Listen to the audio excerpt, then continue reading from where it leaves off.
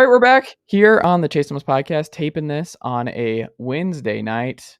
Mo Egger, first time here in the. I was gonna say in the studio. You know what it was? I'm looking at your studio, so I'm like, he's in the studio. No, Mo's not in the studio. He's in Cincinnati. I'm in Knoxville. Not that far, not crazy far, but Mo, good to see you, sir. How are you doing? I'm doing great. I've made that drive before, so you're right. It's not that bad. What's going on? How bad is it? I mean, how long is it? I've never made the drive. If you drive the way I do, you can do it in less than 4. I've done that. I've done it 4 times, I think. Mm-hmm. I know that I went to a game at UT in 2015, Mm-hmm. and the Bengals had a 1:00 kickoff, and I woke up not on time, and I still made kickoff. That involves some aggressive driving by me, but I think you can do that in 4 and be and have maybe some time to spare. There you go. How has the recent rise in Cincinnati football affected fandom for the Bengals? Has it just been a revitalization for both sides? Because the Bengals, I mean, now a Super Bowl team and with Burrow and everything, like, is it just how do people? I'm just curious because this is a rare kind of thing where, I mean, I think there's a lot of crossover between Bearcat and Bengals fans, but with that kind of dominance the last couple of years, has that kind of affected one fan base more than the other that you've noticed? Well, you have people who are Bengals fans, but they're not Bearcat fans. I mean, you have to understand there is a large Ohio State footprint here. And Mm-hmm. so, I certainly know Bengals fans who aren't really UC fans. And I also know a lot of UC fans who aren't necessarily Bengals fans either because, maybe they went to UC and stayed in Cincinnati, but they're not from Cincinnati, or because the Bengals were so bad for so long that they maybe gravitated toward their alma mater, but didn't care so much about the pro team in town.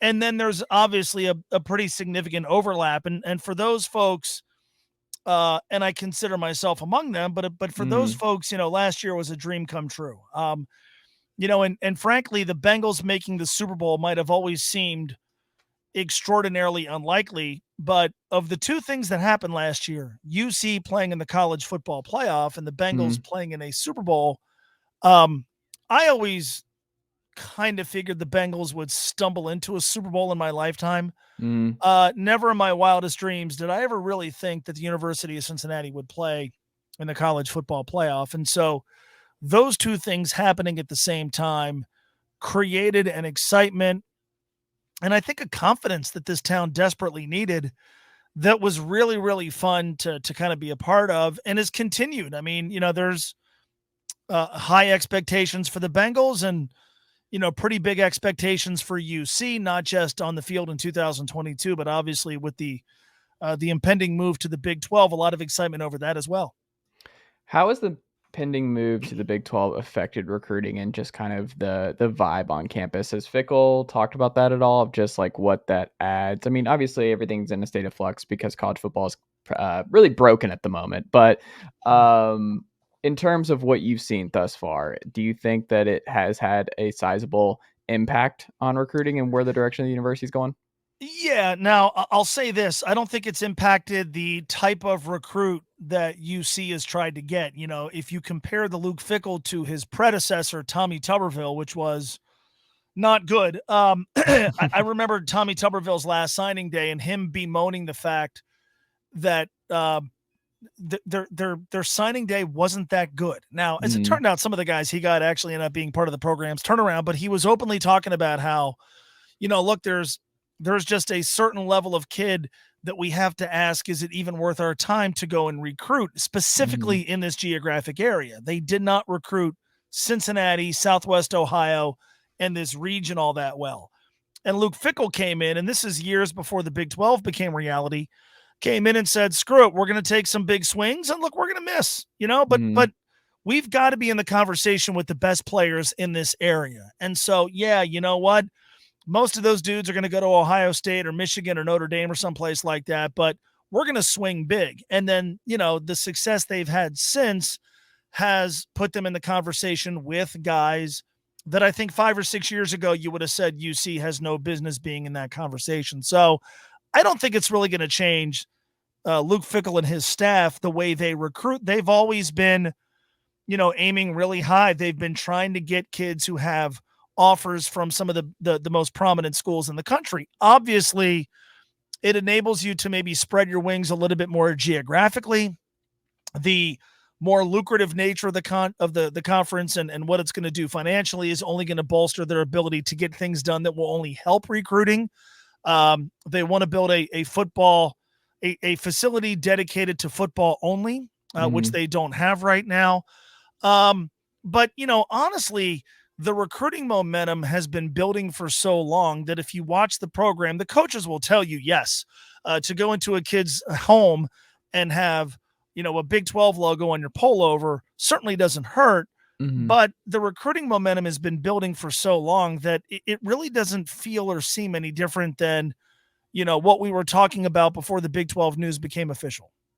What do you think is the biggest? You mentioned that they're taking the bigger swings and that they're not afraid. And like here, I'm in Knoxville, and that's something that we wondered about with Heupel with recruiting and how he would approach it. And they're going into Georgia. They're not afraid to go into Bama. They're not afraid to go into those recruiting battles with those big dogs, which is something that they kind of had to do. If you really want to get back into it, you have to chase the Nico Maliavas of the world, and you got him. But I think it's interesting if you're a Cincinnati, which is a completely different situation. You're going into those rooms and those battles with those big time players. What do you think the pitch is? Do you think that kids, because I talked to so many different coaches and getting their different perspectives on recruiting and how they talk to kids and how they approach recruiting in general. It's like, I'm very curious to know what you think Luke Fickell's pitch is to guys who and he knows are getting chased by Ohio State, Notre Dame, guys like that. What do you sell to a 17, 16-year-old kid who may not care as much about the wins, who may not care as much? Is it the draft? Is it that like Sauce Gardner, Bryant, Desmond Ridder all just got drafted and that it's, hey, this is an opportunity for you to get in the league. I will take care of you here. I will develop you and we will turn you into an NFL player. Is that the main thing? What do you think it is? I think it's for the first time, maybe in the program's history, if you go into a kid's living room or sit down with them and, all right, there are certain boxes you figure that the kid is going to want to check, and maybe he doesn't want to check them all, but okay, is it get to the NFL? Well, you can get to the NFL from the University of Cincinnati. And, Sauce Gardner was an outlier because he was a first round pick, but it's not like UC football just started sending dudes to the NFL. I mean, the Kelsey brothers, Trent Cole. I mean, there's a pretty healthy list of guys who have had some degree of success in this league. Brent Selleck. But yeah, I mean, what happened in the draft this year helps immensely. So, okay, is it the NFL? All right, do you want to play in high profile games on national TV? Well, that's a thing here. Do you want to win? Well, I mean, the program the last couple of years, they haven't lost a regular season game. They played in the college football playoff. They've won 2 consecutive conference championships. The win-loss record over the last 4 years has been phenomenal. Specifically for kids in this area, there is something about playing close to home. And so, all right, is it play close to home? And, I'm old enough to remember what it was like when, no one went to UC football games. Nippert Stadium was badly outdated. They were never on television for a while. They weren't in a conference. It was laughable to suggest that you would play at UC and play in front of more than a half-empty stadium. But I think specifically for kids here, you want to play in front of a lot of fans here in Cincinnati. All right, we can do that. The NIL thing, frankly, I think is a little bit of a work in progress, but it is for everybody. But I think if you're a high-profile player at UC, you're going to have those opportunities. And now maybe the last box that they couldn't check off, which is, do you want to play in a conference that matters? Well, after this year, the University of Cincinnati is going to play in a conference that matters, certainly more than the AAC. And then, okay, well, it's, hey, do you want a chance to play for a national championship? We're in an area here. The University of Kentucky is about an hour and 45 minutes to our south end. The University of Louisville is about 2 hours southwest, and Indiana University is in the region. And, those are Power 5 schools, but I think you have a hard time saying if you go to any of them, you could play for a national championship. That's no knock on those programs. It's merely a statement about the league Indiana's in, the league that Kentucky is in. And by the way, Mark Stoops has done a really good job, but I think if you're in the region and you're looking at those schools and the kid is like, well, I want to go to a place where I could play for a national title. That happened here. Now, okay, is Cincinnati in the same conversation with Alabama and Ohio State and Georgia and a handful of others? No, but who is? So I sort of feel like the pitch, they can sort of refine it depending on the kid. And I don't think that was always the case. I think when Luke first got here, the pitch was, you're going to play, right? Well, now, you might have to wait, but they're going to give you an opportunity. And so, yeah, you could play in front of a lot of fans, but you're going to be playing in a crummy league with not a lot of exposure. Okay, well, you're getting rid of that. And for a while it was, well, come to UC and help re-energize the fan base, which is great, except wait a minute, the fan base isn't built in. That's not the case anymore. I feel like what they've been able to do since the current regime took over is they've been able to slowly sort of adjust the pitch to whatever the kid's priority is. And that hasn't always been the case. That's interesting. Is there one or two names from this upcoming recruiting class that you're most excited about seeing on campus? Well, there's two, and frankly, neither come from high school. I think the first one would be Corey Kiner, who played Roger Bacon High School here in Cincinnati. And you talk about a transformation in the coaching and recruiting philosophy. Corey Kiner is the type of player, even from Cincinnati, that I don't think the previous regime would have even tried to get. And the coaching staff here established a relationship with him. Corey obviously ultimately did go to LSU, but looking to leave LSU, comes back to the University of Cincinnati. And I think he gives them a really interesting and dynamic backfield this year. But the other name, the big story this offseason has been, well, who's the quarterback going to be? And, they have a really interesting battle between their most highly touted recruit ever in Evan Prater, who was the backup last year, and Ben Bryant. And Ben played last season at Eastern Michigan. But prior to going to Eastern Michigan, he played here. He started a game in 2019 in the regular season finale against Memphis. And so they basically sent him down to AAA.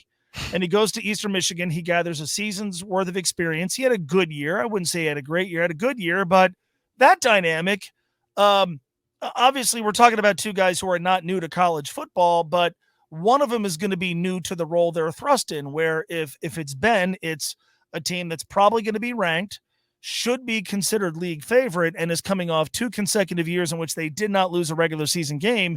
And he's replacing the second quarterback taken in the draft this past year, or it's Evan Prater, who is incredibly short on experience, incredibly long on athleticism and raw talent. I think the way that plays out is going to be fascinating to pay attention to. That doesn't so much answer your question about incoming freshmen, but honestly, those are, to me, if you're making it about newcomers or people moving into new roles, those are the two guys that, for me, lead the conversation. That's interesting because, when you look at Ridder, obviously with his wins and how long he had that job, I wonder if that is a factor at all, where you're just like, hey, we don't worry about just throwing him into the fire here, Prater, and just being like, no, he can just play right now. We're going to have the best man play. And even if that means we lose a couple of games, we might not, with a veteran, someone we trust a little bit more, that's fine. We'll take our lumps. And I would rather have this guy ready to go and go through his lumps now and then still have him for 3 more years. Is that something that they would consider, just because of the success that Ridder had, just kind of growing into the role and just, obviously the all-time wins leader at UC, but he piled him up. And I don't know if a lot of college football fans know just how many wins and how dominant Desmond Ridder really was as a starter. Yeah, I think you make a good point, and it's why I'm really intrigued by the possibility of Prater being the guy, because I think if you were to look at the two side by side right now, who's the better pure passer? It's Ben. Who's got more experience? It's Ben.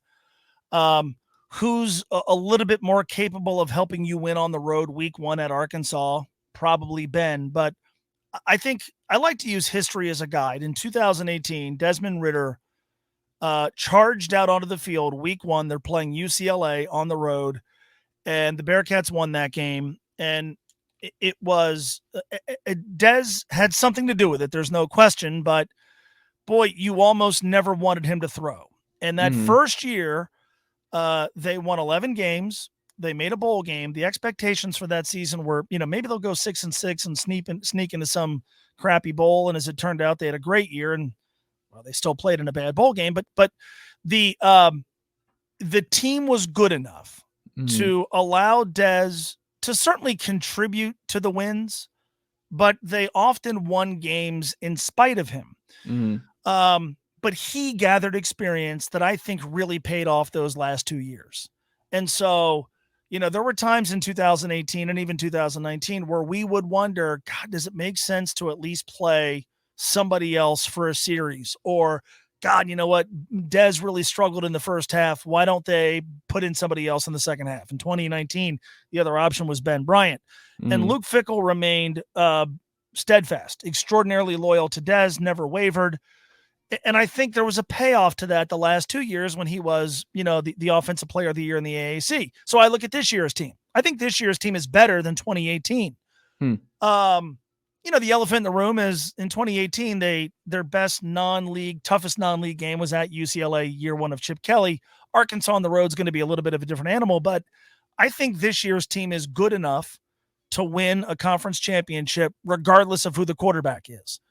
And so I kind of am intrigued by the idea of kind of running it back, and Evan Prater gains experience.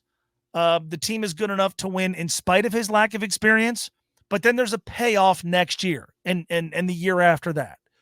And because I've seen that play out with Dez. Now, Evan Prater should beg the football gods to have as good of a career as Desmond Ridder did, but I kind of am intrigued by that blueprint. Now, okay, what about week one? Because that's all anybody cares about right now. Well, okay, if you're prioritizing beating Arkansas, and they're 7.5-point underdogs as we do this, if you're prioritizing going on the road, SEC opponent, week one, well, chances are you want the guy that's won a college football game, and so that's Ben Bryant. And then the question, I think, becomes how long is the leash?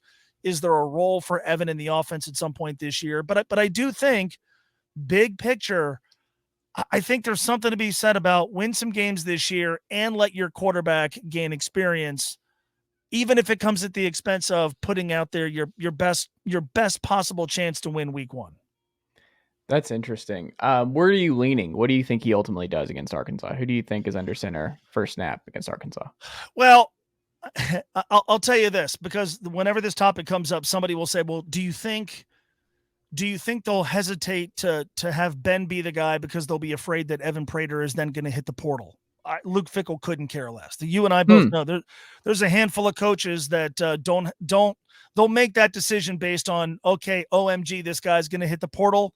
And then there's a handful of coaches who are very secure with themselves and secure with their employment, and they don't care if Evan Prater, and I don't think Evan would do this, but if Evan Prater would say, well, if I'm not the starter, I'm going to hit the portal, they would say, peace, see ya. That's not going to be a part of the equation.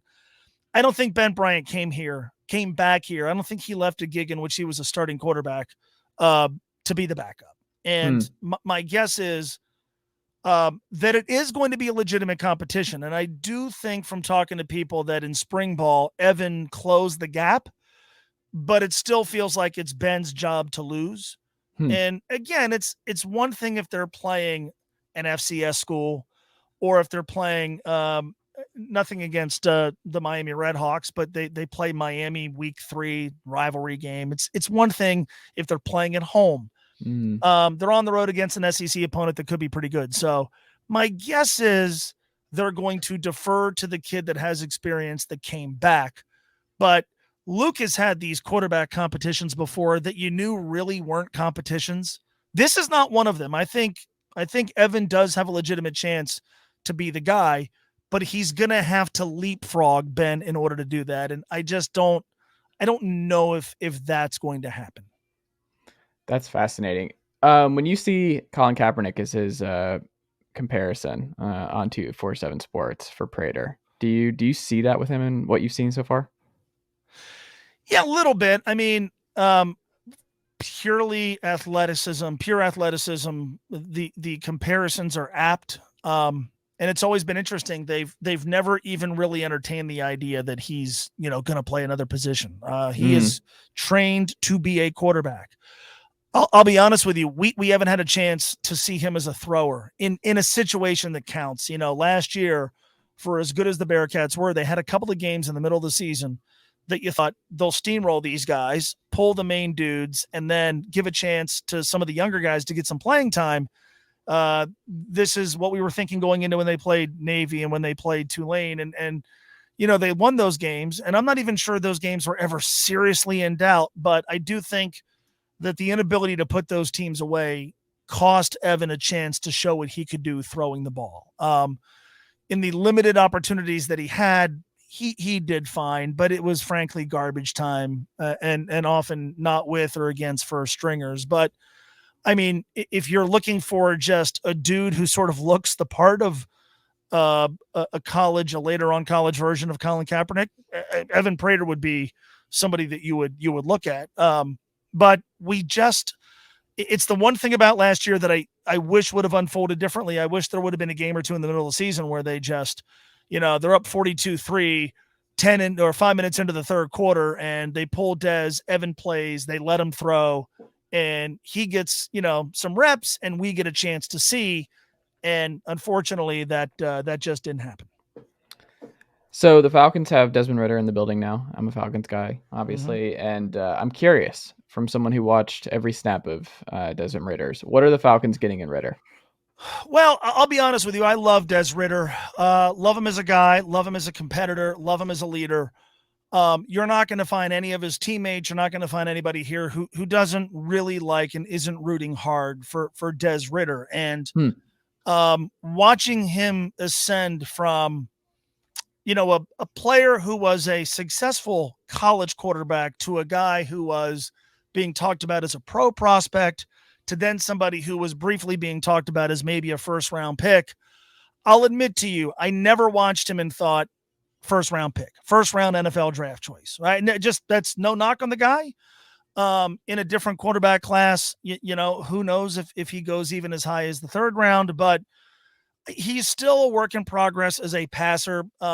It's interesting. He got so much better at throwing the deep ball, but where you saw him demonstrate some deficiencies at times were with the intermediate stuff. Makes good decisions. He's not going to kill you with a bunch of balls that he forces into windows that aren't there. He obviously, his athleticism, the Cincinnati, the coaching staff last year, knowing the kind of season they could have, really cut back on the number of design runs. And I think in the Alabama game in the college football playoff, to their detriment, because I wish they would have sort of reopened that part of the playbook. But I think what I worry about is, look, I think Dez could play quarterback in the NFL for a long time. I don't think you're talking about a dude who, 3 or 4 years from now, you look back and go, man, the Atlanta Falcons were transformed because of Des Ridder. And so clearly he's going to get a chance. What I worry about is that the Falcons are going to be really bad. And then there's going to be CJ Stroud, and it would be a no brainer to take him. And then, all right, well, what do you do with Des? But I watched him get better and better and better all 4 years. I know how hard he's going to work. I know that he'll shut up and do his job and watch Marcus Mariota. And I mean, he'll do all that stuff. I do wonder how close he is to his ceiling as a pure passer. I think that's a fair question. I think that's why he ultimately did fall to the third round. But I'm rooting for him, and I can't find anybody who isn't. And I'm interested to see when he becomes a starter and how much of an opportunity he gets. And selfishly, because I want him to be the guy, I want him to be a starting quarterback in the NFL. I hope they're good enough that, he merits kind of making the guy full-time next year.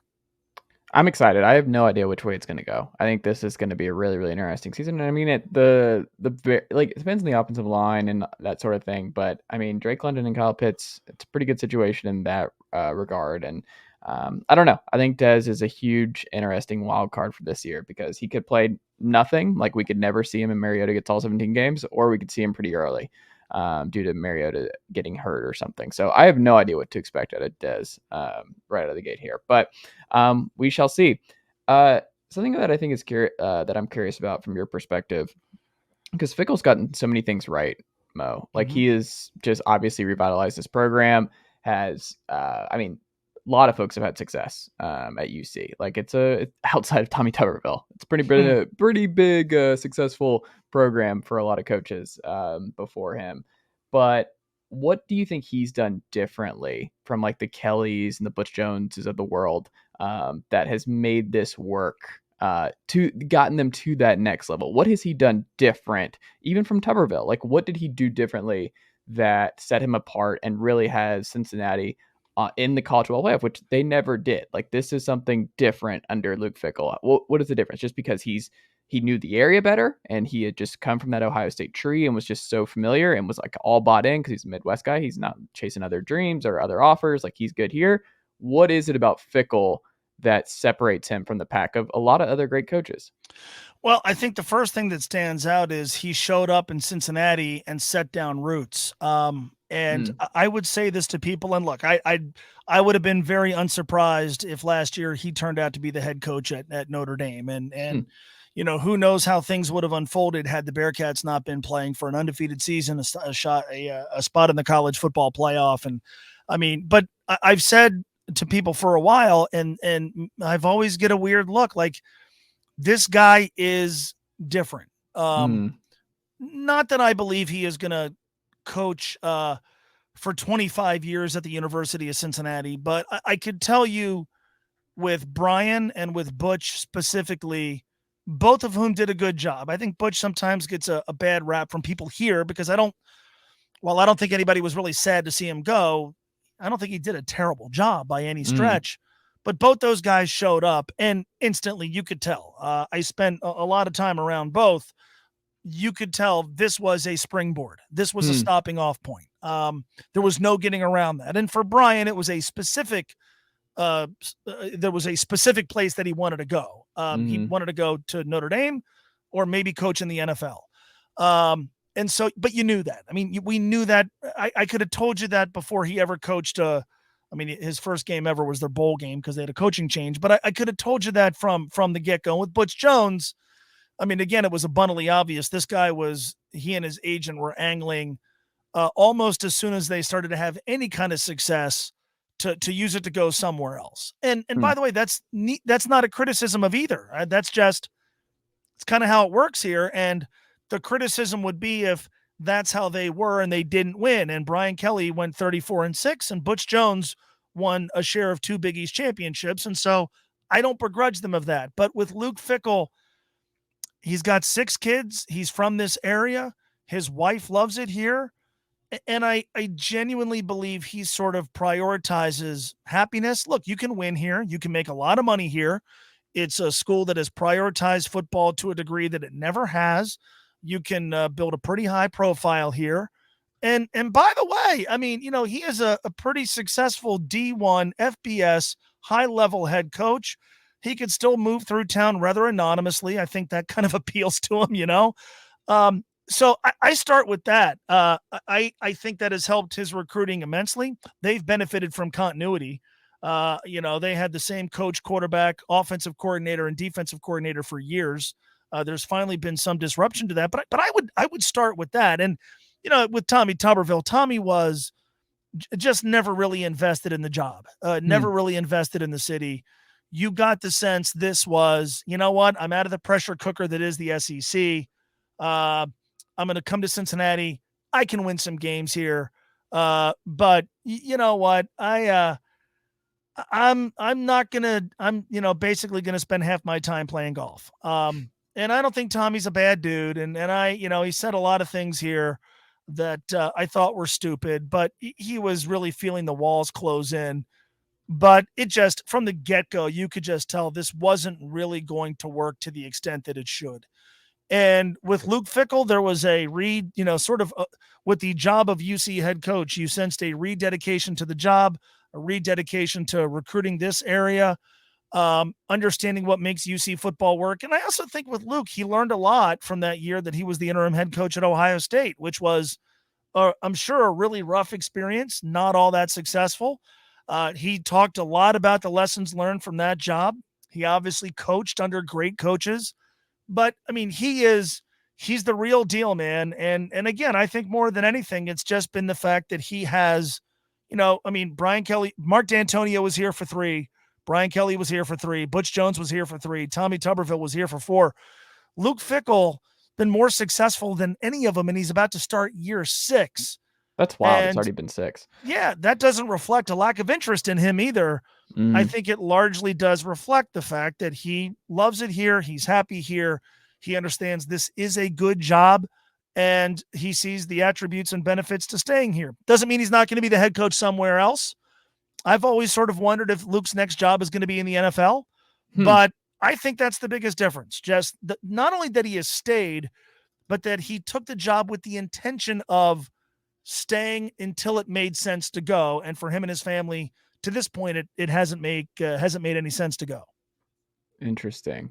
I still have Houston. Like I'm not a betting guy, but I I just look at the schedule and I look at where the AAC is going and different rosters and stuff. Like I think a lot of folks need to prepare themselves for 12-0 Houston. I think they're going to be favored in every single game they play this fall, which is pretty wild. And I think it's not going to be the same 12-0. So I caution folks because Cincinnati's 12-0 was real. And I don't think the same is going to be true for Houston. And I also don't think they'll find their way to the playoff under these circumstances. But when you look at Cincinnati, I know I mean, they should be a really good football team again, obviously, and compete for the conference title. But would you be at all surprised if they don't win the conference title and that Houston is the winner of the AAC this upcoming year? It feels like a 3-team race. UC and Houston do not play each other during the regular season. I think you have to factor in UCF, who the Bearcats do play in Orlando. But I think if you said, okay, who are the 2 teams most likely to play for the title, you have to say Cincinnati and Houston. And maybe you give Houston a little bit of a leg up. Clayton Toon's going to come back. To a degree, it's unfortunate that they don't play against each other, but I've it might make the championship game more special though if they haven't played. No doubt. I mean, look, I've said to people, and Cincinnati fans are really confident right now. But okay, if you believe they're going to Arkansas and winning, then they're not going to be underdogs against anybody else. Now I mean they could get smoked by Arkansas, but I mean, if you go up and down the schedule, maybe they end up being a slight dog against UCF, but not significant. But is that home or away? That's in Orlando. Okay. Right now, I think if you looked at every single game for the Bearcats, you would say they should beat everybody. Obviously, it takes a lot to go undefeated.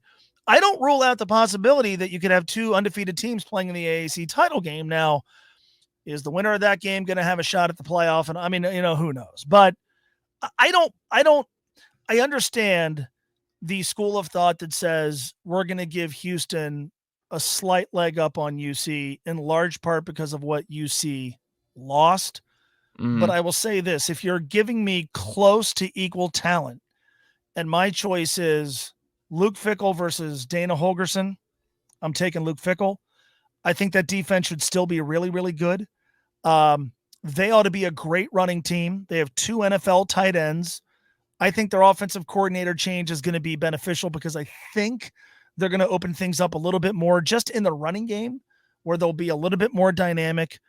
And their biggest weakness last year was kicker. And, you go 12-0, 13-0, you don't have many weaknesses. Their place kicking was dreadful last year. I think that's going to be fixed, which could really help them in close games.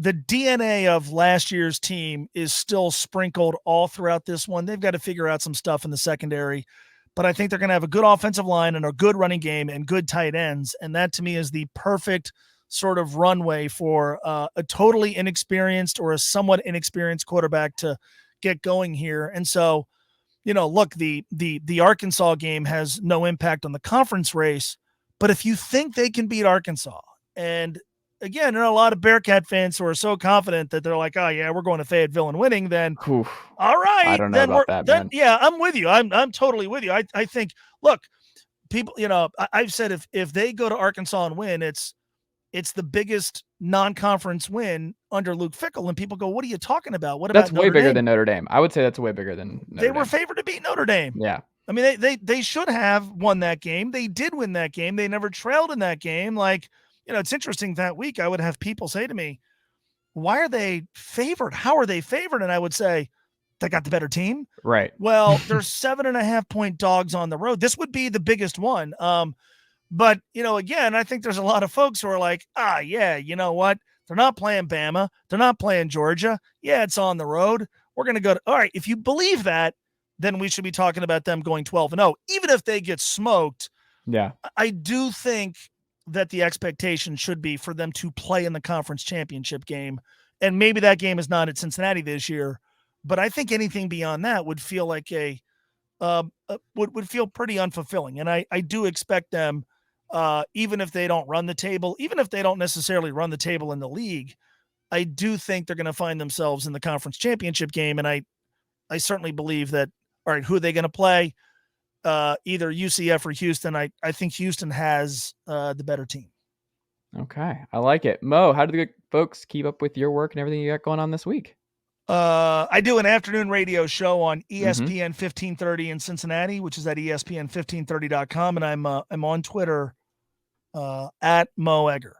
There you go. Mo, keep up the great work, sir, and thank you so much for making the time today. This was a lot of fun. No problem. Anytime. Thanks.